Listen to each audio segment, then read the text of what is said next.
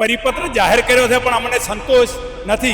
આ આંદોલન બેન ઉગ્ર બનવાનું છે। આવતા સમયની અંદર આજની બેઠેલી સરકારને આનું પરિણામ ભોગવવું પડશે। કોઈ નુકસાન થાય, અનારત થાય, જે કંઈ અમારો પાક નષ્ટ થઈ જાય એના માટે કોઈ સરકારે જાહેરાત કરેલી નથી, પણ આજની બેઠેલી સરકાર અમારા વિરોધમાં છે અને અદાણી અને અંબાણીને સપોર્ટ કરેલી છે। ગાંધીનગરને દિલ્હી સુધી આ વાત પહોંચી ગયો છે। ખેડૂતોને ખતમ કરવાનું ષડયંત્ર રચી રહ્યા છે અને આના છોટા સરકારને અડશે અને હત્યાવીની અંદર આ સરકારને ભોગવવું પડશે। સરકારના વિરોધી નથી, અમે વિકાસના વિરોધી નથી, પણ અમારો હક અને અધિકાર માટે આ લડાઈ ચાલુ રહેશે અને આ આંદોલન ઉગ્ર બનશે।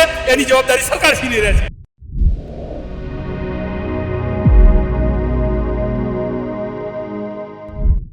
બનાસકાંઠાના ખેડૂત આગેવાન અમરાભાઈ ચૌધરી આપણી સાથે છે। ત્યારે અમરાભાઈ, આપનું ખૂબ ખૂબ સ્વાગત છે ગુજરાત પ્લસમાં। અમરાભાઈ, પરિપત્ર જાહેર થઈ ગયો, જીતુ વાઘાણીએ પ્રેસ કોન્ફરન્સ કરી નાખી, તેમ છતાં આંદોલન પાર્ટ 3 કરવાનું મુખ્ય કારણ શું? બેન, પરિપત્ર જાહેર કર્યો છે પણ અમને સંતોષ નથી, કારણ કે પૂરું વળતર મળતું નથી। અમારા ખેતરમાં 10 વીઘામાં લાઈન નીકળતી હોય તો 10 વીઘાની કિંમત ઘટી જાય છે। સરકારશ્રીએ ફક્ત એના કોરિડોર પ્રમાણે કિંમત જાહેર કરી છે, એટલે અમે આની અંદર સંતોષ નથી। અમારી માગણી છે કે એનેના ભાવ હોય, બિનખેતીના ભાવ હોય, આ રીતે સરકાર 4 ગણું કરીને વળતર આપે તો કદાચ ખેડૂતો સંતોષ કરે, એના વગર સંતોષ થવાનો નથી। આ આંદોલન બેન ઉગ્ર બનવાનું છે। આવતા સમયની અંદર આજની બેઠેલી સરકારને આનું પરિણામ ભોગવવું પડશે, કારણ કે અમારા ખેડૂતોની જમીન જાય છે, અમારો અમે હક માગી રહ્યા છીએ। આજની બેઠેલી સરકાર અદાણી અને અંબાણીને સપોર્ટ કરેલી છે, પણ આનું પરિણામ 2027માં સરકારને પણ ભોગવવું પડશે। અચ્છા, બધા જ ખેડૂતો અહીં એકત્ર થયા છે અલગ અલગ ગામમાંથી, તો કોઈ ચોક્કસ સમિતિની નિમણૂક કરવામાં આવી છે? શું નિર્ણય જાહેર કરવામાં આવ્યો છે? અત્યારે અમારે કમિટીની રચના થાય છે, એની અંદર જે નિર્ણય લેશે અમે આખા ગુજરાતના ખેડૂતો શિરોમાન્ય રાખવાના છે। આવતા સમયની અંદર અમારી કમિટી કહેશે એવી રીતે અમે આંદોલન ચલાવવાના છે। જ્યાં સુધી અમને હક અને અધિકાર ના મળે ત્યાં સુધી અમારું આંદોલન ચાલુ રહેશે, એવો અમે નિર્ણય લેવાના છે। પણ અચ્છા, વીજ થાંભલાની મારે વાત કરવી છે। વીજ થાંભલાથી ખેડૂતોને આખરે કેટલા પ્રમાણમાં નુકસાન થઈ રહ્યું છે, તો હજુ પણ આંદોલન કરવાની જરૂરિયાત પડી છે? હવે આની અંદર અમારે ખૂબ નુકસાન થઈ રહ્યું છે। વાયરની અંદર અમને ખૂબ કંઈ નુકસાન થાય, અનારત થાય, જે કંઈ અમારો પાક નષ્ટ થઈ જાય એના માટે કોઈ સરકારે જાહેરાત કરેલી નથી અને યોગ્ય વળતર માટે પણ 4 ગણા અમારી માગણી હતી, પણ 4 ગણા સરકારે જાહેર કરેલ નથી, ફક્ત 2 ગણા કીધા છે।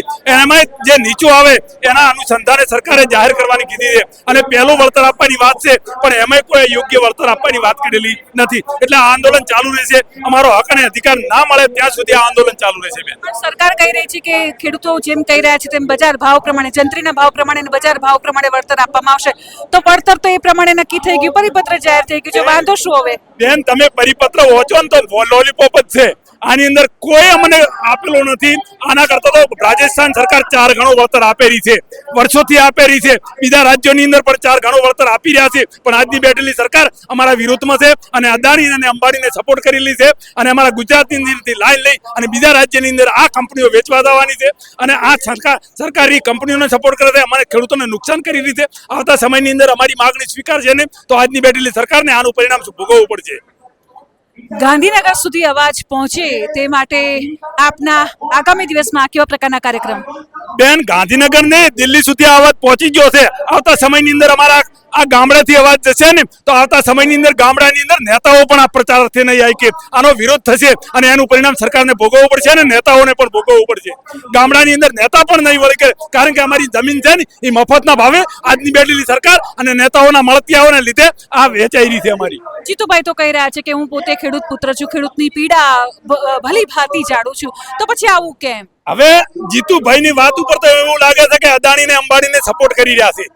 જો ખેડૂતોની વાત સંમત હોય તો આની અંદર અમારા ખેડૂત આગેવાનો હોય એમની સાથે મીટિંગ કરે અને યોગ્ય ભાવ જાહેર કરે તો ખેડૂતો સંમત થાય, ને કે આવી રીતે તો લોલીપોપ આવે તો અમે ખેડૂતો આની અંદર સંમત થવાના નથી અને આનો વિરોધ રહેવાનો છે અને આનું પરિણામ સરકારને ભોગવવાનું છે, કારણ કે અમારે હક અને અધિકાર માટે કાયમી માટે લડત ચાલુ રહેશે। આરી સરકારના કોઈ વ્યક્તિ સાથે આગામી સમયમાં વાતચીત કરવાનું થાય તો તમે કોની સાથે કરશો? વાતચીતની તો અમને ખબર છે, અમારી માગણી છે અને એથી પરિપત્ર એટલે કે અમારા ખેડૂત આગેવાનો અહીંયા મૂકેલો છે કે અમારી શું માગણીઓ છે એના અનુસંધાને જાહેર કરે તો અમે અહીંયા પણ એમની વાહવાહી કરવા માટે સમર્થન છીએ। અમારે ત્યાં ગાંધીનગર જવાની જરૂર નથી, પણ અમારી વાત સાંભળવી નથી, ફક્ત ને ફક્ત કંપનીઓની સાથ અને સહકાર આપવો છે, ખેડૂતોને ખતમ કરવાનું ષડયંત્ર રચી રહ્યા છે। બિલકુલ, બનાસકાંઠામાં આ વીજ પોલને લઈને કેવા પ્રકારની સ્થિતિ છે, શું કહેશો? મારા વિસ્તારની અંદર રાધાનેસરાથી મોઢેઠા સુધી લાઈન નીકળેલી છે. અમે લગભગ 2 થી 4 મહિનાથી આંદોલન કરી અને આ કામ બંધ કરાયેલું છે. અમે કાલે ને પરમ દિવસે કલેક્ટર સાહેબ શ્રીએ પણ બોલાયેલા હતા. અમે ચોખવટ કરેલી છે, જ્યાં સુધી અમને સંતોષ ના થાય ત્યાં સુધી આ કામ ચાલુ કરવાનું નથી. અત્યારે અમારું કામ બંધ કરાયેલું છે. અચ્છા, જેતપુરના જે ખેડૂત આગેવાન હશે એમની સાથે પણ આપ એક ખેડૂત આગેવાન છો ત્યારે વાતચીત થઈ હશે, તે લોકોનું શું કહેવું છે? કોઈ કલેક્ટર સાથે વાતચીત થઈ ખરા આ મુદ્દે? હવે કલેક્ટરને આ તો છે દિલ્હી સુધી વાત પહોંચી ગઈ છે. કલેક્ટર તો ખાલી સરકારના કર્મચારીઓ છે, પણ સરકાર નિર્ણય લે ત્યારે જ સંતોષ થશે. અમારી વાત ગાંધીનગર સુધી પહોંચેલી છે. અમે પરિપત્ર કરી અને આ સાવણીમાં જ બેઠેલા તે વાત મોકલેલી છે, પણ હજી સુધી અમારી સાથે સંમત થયેલા નથી સરકાર. દિલ્હીમાં કોની સાથે આપની વાતચીત થઈ? અહીંથી પરિપત્ર કરી અને પીએમ પોર્ટલની અંદર માનનીય વડાપ્રધાન સાહેબ શ્રીને પણ આ રજૂઆત અમે મોકલેલી છે.